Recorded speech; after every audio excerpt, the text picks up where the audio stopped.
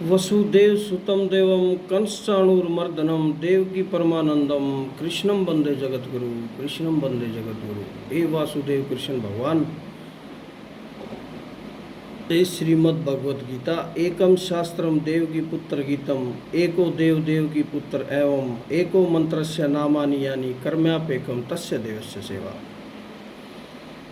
तो श्रीमद् भगवत गीता जी के अंदर श्री कृष्ण भगवान ने मतलब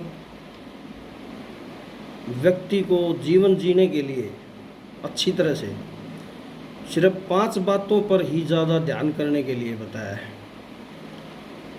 पहला है फल की इच्छा छोड़ कर्म पर ध्यान देना चाहिए। व्यक्ति को फल की इच्छा छोड़कर कर्म पर ध्यान देना चाहिए, क्योंकि व्यक्ति जैसे कर्म करता है ना, उसको फल तो उसी के अनुरूप मिलता है। अच्छे कर्म का अच्छा फल, बुरे कर्म का बुरा फल, ये सत्य है। क्योंकि भगवान ना तो किसी के पाप को ग्रहण करता है और ना ही किसी को पुण्य कर्म को ग्रहण करता है। तो इसलिए व्यक्ति को सोच समझकर अच्छे कर्म करते रहना चाहिए। फिर दूसरा बताया समय का आकलन करना। व्यक्ति को समय से ज़्यादा दूसरा कोई नहीं जान सकता। समय से बेहतर मतलब खुद से ज़्यादा दूसरा कोई नहीं जान सकता व्यक्ति को। तो इसलिए समय का आकलन करना बहुत ज़रूरी है।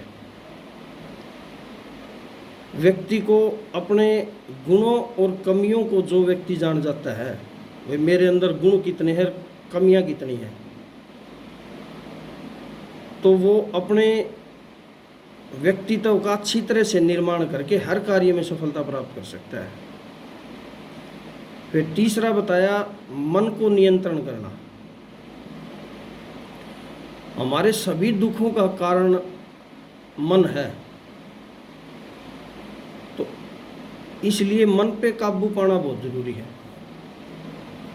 और जो व्यक्ति अपने मन पर काबू पा लेता है, वो फिर मन में पैदा होने वाली बेकार की इच्छा और चिंताओं से दूर रहता है। इच्छाओं और चिंताओं से दूर रहता है और उसका फिर कोई भी लक्ष्य होता है काम का, तो उसको आसानी से हासिल कर सकता है, कर लेता है मतलब। फिर चौथा बताया संशय और संदेह की स्थिति। व्यक्ति ने संशय और संदेह की स्थिति में कभी नहीं रहना चाहिए। जो व्यक्ति संशय और संदेह की स्थिति में रहता है, उसका कभी भला नहीं हो सकता। इसलिए अपना स्पष्ट नजरिया रखना चाहिए। और 5वां श्री कृष्ण भगवान ने बताया है कि क्रोध पर नियंत्रण। क्रोध में व्यक्ति अपना नियंत्रण खो बैठता है और आवेश में आके कोई ना कोई गलत काम कर दे, मतलब अपना ही अहित कर बैठता हो। क्रोध में आके कोई ना कोई गलत काम कर देता है। तो इसलिए क्रोध को खुद पर हैवी ना होने दें। जब गुस्सा आए तो शांत रहने